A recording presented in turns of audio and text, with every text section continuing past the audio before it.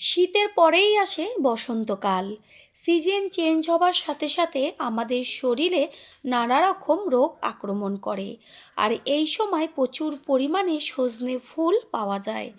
তাই এই সিজনে সজনে ফুল বা সজনে ডাঁটা খাওয়া ছোট থেকে বড় সকলেরই প্রয়োজন। আজ এমন একটা সজনে ফুলের টেস্টি রেসিপি তৈরি করব, যেটা নাকি একবার খাওয়ার পর প্রতিদিনই খেতে চাইবে বাচ্চা থেকে বড় সকলেই। নমস্কার বন্ধুরা, শ্বশুরবোমা রান্নাঘর অ্যান্ড ব্লগ চ্যানেলে সকলকে স্বাগত। তাহলে কি করে তৈরি করব সেটাই দেখে নেওয়া যাক। প্রথমেই আমি এইখানে অনেকটা পরিমাণ সজনে ফুল নিয়েছি। এবার ফুলগুলোকে যে ডাঁটিগুলো রয়েছে তার থেকে ছাড়িয়ে নেব।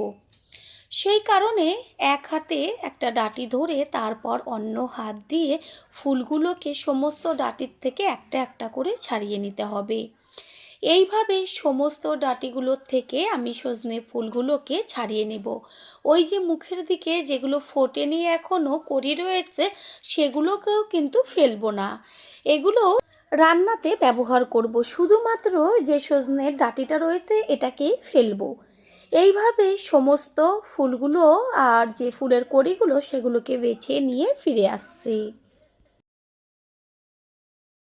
সমস্ত ফুলগুলো ছাড়িয়ে নিয়েছি। এবার এগুলোকে ভালো করে ধুয়ে নেব।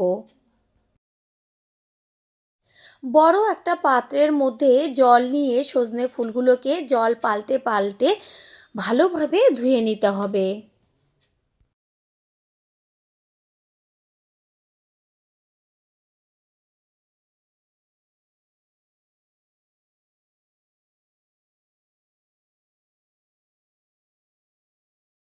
গ্যাসের ওভেনে কড়াই বসিয়ে কড়াইটা ভালো করে গরম করে নিয়ে দিয়ে দেব সর্ষের তেল। এটা আপনারা চাইলে সাদা তেল দিয়েও করতে পারেন। তেল গরম হয়ে গেছে, এবার এর মধ্যে আমি ফোড়ন দেব। একটা শুকনো লঙ্কা 2 টুকরো করে আর ছোটো চামচের 1 চা চামচ কালো জিরে। ফোড়নটা গ্যাসের ফ্লেম লোতে রেখে ভেজে নেব। ফোড়নের থেকে যখন সুন্দর একটা গন্ধ বেরোবে তখন এর মধ্যে দিয়ে দেব কুচিয়ে নেওয়া পেঁয়াজ। এইখানে আমি মাঝারি সাইজের 2টো পেঁয়াজ কুচিয়ে নিয়েছি। যদি কেউ চান পেঁয়াজটা ব্যবহার করবেন না, অবশ্যই পেঁয়াজটাকে বাদ দিয়ে দেবেন। পেঁয়াজটাকে হালকা একটু ভেজে নেব। সামান্য 2 থেকে 3 মিনিট ভেজে নেওয়ার পরে দিয়ে দিচ্ছি ডুমো ডুমো করে কেটে নেওয়া আলু। আলুটা দেখা যাচ্ছে যে একদম ছোট ছোট করে কিন্তু কেটে নিয়েছি। পেঁয়াজের সাথে আলুটাকে গ্যাসের ফ্লেম মিডিয়ামে রেখে ভালোভাবে ভেজে নেব। আলুর মধ্যে দিয়ে দেব স্বাদ অনুযায়ী লবণ। লবণটা মিশিয়ে নিয়ে এইভাবেই রান্না হতে থাক।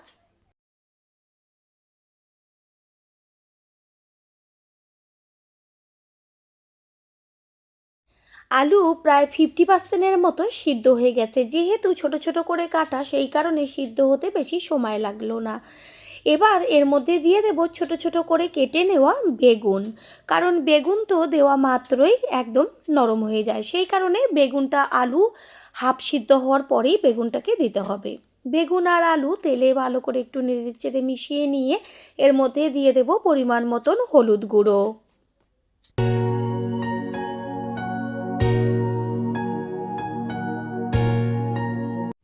দেব ঝালের জন্য ছোট ছোট করে কেটে নেওয়া লঙ্কা। যে যেমন ঝালটা খাবেন সেই অনুযায়ী ব্যবহার করবেন। এবার এটা ভালোভাবে সিদ্ধ হবার জন্য কিছুক্ষণের জন্য একটা ঢাকনা চাপা দিয়ে দেব। সজনে ফুল তো অনেক রকমভাবেই তৈরি করে খেয়েছেন। একবারের জন্য এই রেসিপিটা ট্রাই করবেন। আমি গ্যারান্টি দিয়ে বলতে পারি স্বাদ কিন্তু ভুলতে পারবেন না। কিছুক্ষণ বাদে কড়াইয়ের ঢাকনাটা সরিয়ে দিয়ে তারপর খুন্তি দিয়ে ভাজাটাকে ওপর নিচ করে নেড়েচেড়ে দেব। আলু আর বেগুন প্রায় সিদ্ধ হবার মুখে। এই সময় এর মধ্যে দিয়ে দেব ছোট চামচের 1 চা চামচ ধনের গুঁড়ো, ছোট চামচের 1 চা চামচ জিরের গুঁড়ো আর কালারের জন্য হাফ চা চামচ লঙ্কার গুঁড়ো। এটা অপশনাল, নাও দিতে পারেন। খুন্তি দিয়ে ভালো করে মশলাগুলোকে সব কিছুর সাথে মিশিয়ে নেব। কোনো রকম জলের প্রয়োজন নেই। গ্যাসের ফ্লেম লো রেখে এইভাবে ভাজাটা হতে দিতে হবে। একই সাথে দিয়ে দেব ছোট ছোট করে কেটে নেওয়া টমেটো। টমেটোর টুকরোগুলোকে নেড়েচেড়ে মিশিয়ে দেব। এবার একটু ঢাকনা চাপা দিয়ে দেব টমেটো আর মশলাটা ভালোভাবে হবার জন্য। পুরনো বন্ধুদের সবসময় আমাদের পাশে এইভাবে ভালোবেসে থাকার জন্য অনেক অনেক ভালোবাসা।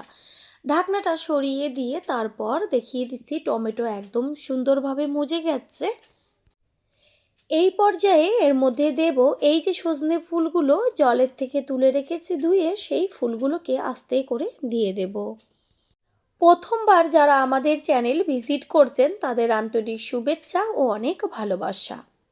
আমাদের রেসিপিগুলো যদি ভালো লেগে থাকে সাবস্ক্রাইব করে দেওয়ার অনুরোধ রইল ও পাশে থাকা বেল আইকনে ক্লিক করলে পরবর্তী ভিডিওগুলো সবার আগে আপনাদের কাছে পৌঁছে যাবে। সজনে ফুলগুলো দেওয়ার পরে সব কিছুর সাথে নেড়েচেড়ে মিশিয়ে নেব। আর এই ফুল তো দেওয়া মাত্রই মজে যায়। একটু ঢাকনা দিয়ে ঢেকে দেব।